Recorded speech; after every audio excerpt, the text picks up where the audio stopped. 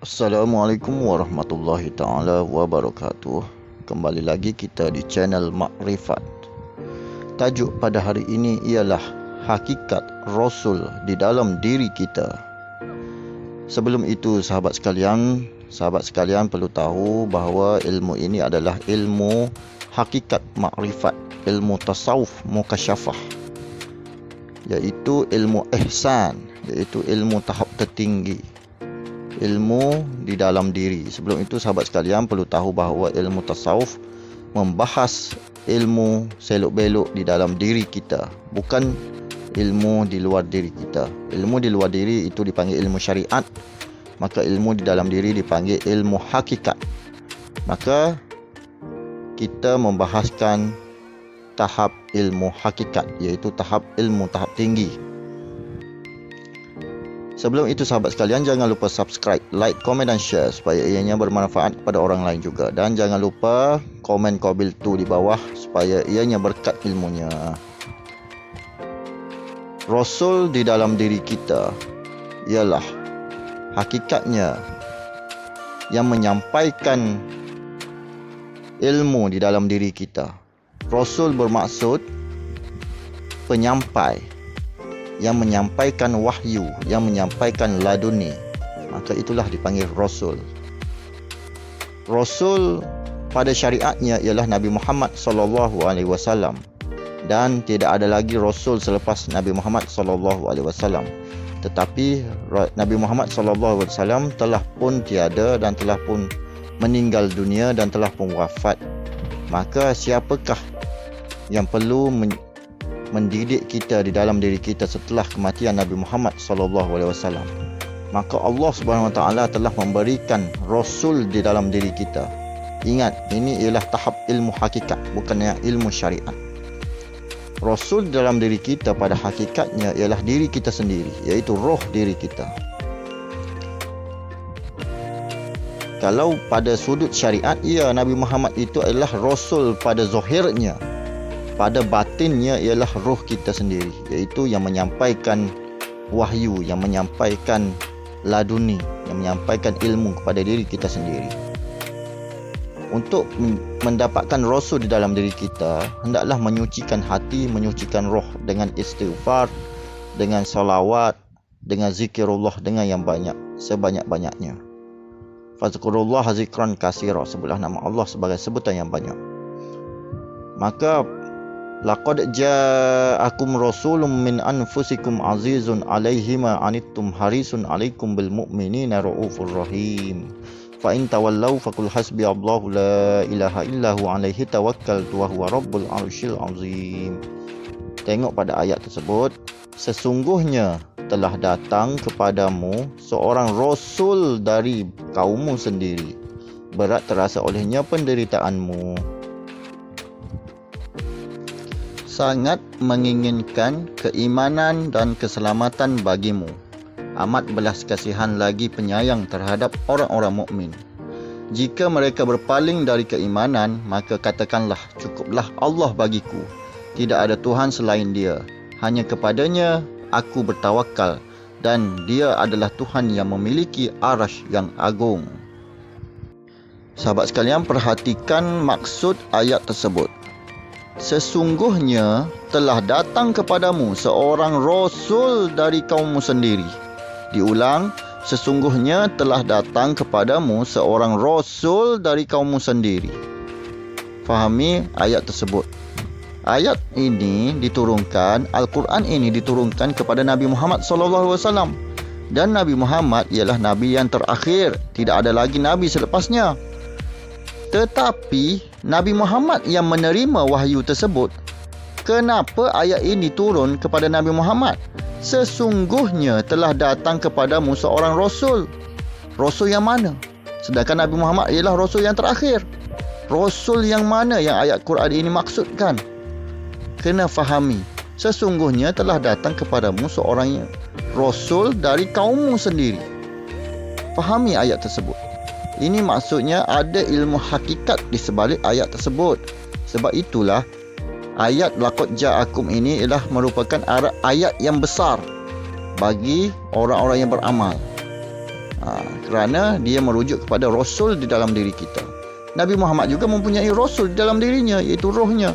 Kita juga Allah Ta'ala kurniakan Rasul dalam diri kita, iaitu roh kita sendiri, iaitu yang mengajarkan ilham, yang mengajarkan laduni, yang mengajarkan wahyu. Wahyu hanya untuk Nabi, laduni untuk manusia yang beramal.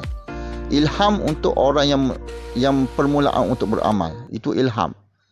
Maka jika laduni ataupun ilham itu berlawanan dengan syariat, tidak kena pada syariatnya, maka tolaklah, kerana ia adalah godaan-godaan iblis. Maka Al-Quran ataupun Rasul yang menyampai itu terbunyi di telinga kanan. Seperti kita menggunakan telefon, diletakkan di sebelah kanan, di telinga kanan kita, maka begitulah bunyinya ayat Quran tersebut, begitulah bunyinya Rasul bercakap, iaitu Rasul di dalam diri kita, iaitu Muhammad batin. Rasul Muhammad batin. Muhammad dirujuk kepada roh. Muhammad Zahir dan Muhammad batin. Muhammad Zahir ialah Nabi Muhammad. Nabi Muhammad SAW itu adalah Muhammad Zahir. Muhammad batin ialah Muhammad Nur. Nur Muhammad di dalam diri kita.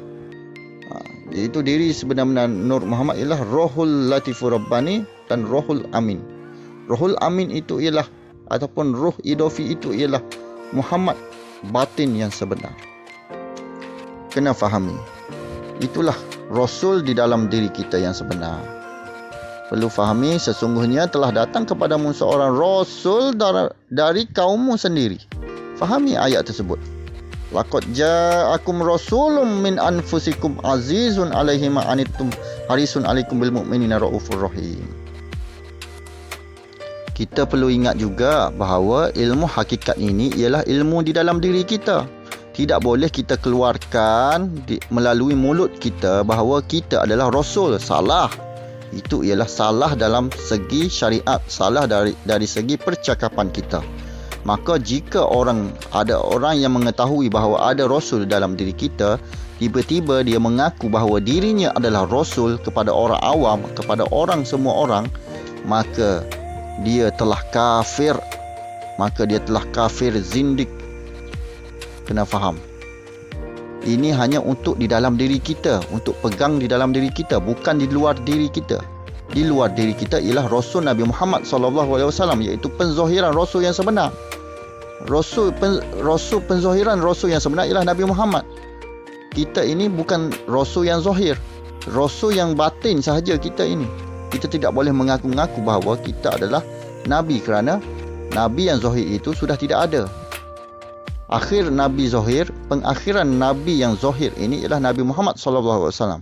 Jika ada orang yang mengaku bahawa aku adalah Rasul, maka boleh dipancung kepalanya, kerana dia telah jatuh kafir. Hati-hati, perlu belajar, jangan main-main saja. Perlu fahami, jangan buang syariat. Kalau buang syariat, kafir. Kalau buang hakikat, fasik. Jika ada orang yang cuba membuang Nabi Muhammad SAW, dia belajar ilmu hakikat tapi membuang Nabi Muhammad SAW, maka kafir hukumnya. Nabi Muhammad SAW yang zahir ini tidak boleh dibuang. Sesiapa yang membuang Nabi Muhammad SAW, maka dirinya telah jatuh kafir. Maka hati-hati, Nabi Muhammad SAW itu ialah penzahiran bagi Muhammad di dalam tersebut. Untuk mencari Muhammad batin, Muhammad di dalam diri kita, hendaklah kita turuti guru kita, iaitu Nabi Muhammad SAW. Maka Nabi Muhammadlah yang memberi petunjuk jalan untuk mencari Muhammad yang batin. Jadi kita tidak boleh membuang Nabi Muhammad SAW sebagai Rasul. Kalau kita membuang Nabi Muhammad sebagai Rasul, maka kita telah jatuh kafir. Dan kalau kita mengaku bahawa kita adalah Rasul, maka kita juga adalah kafir. Sesiapa yang membuang syariat, maka dirinya kafir. Sesiapa yang membuang hakikat, maka dirinya fasik. Sesiapa yang tidak percaya bahawa ada Rasul di dalam diri dia, maka dirinya fasik. Kenapa hukumannya itu lebih ringan daripada yang kafir tadi, iaitu fasik? Kerana ilmu ini adalah ilmu rahsia, bukan semua orang tahu. Sebab itu dihukumkan sebagai fasik.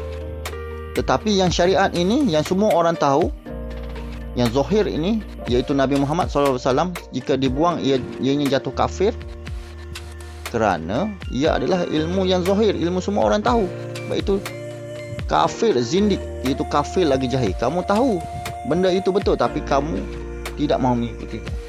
Kena faham hakikat dan syariat. Ada dua Muhammad, Muhammad batin dan Muhammad zahir. Muhammad batin untuk hakikat, Muhammad zahir untuk syariat. Dua-dua perlu berjalan. Tidak boleh buang antara satu sama yang lain. Jika membuang antara satu yang sama yang lain, maka pincanglah ia. Wassalamualaikum warahmatullahi taala wabarakatuh.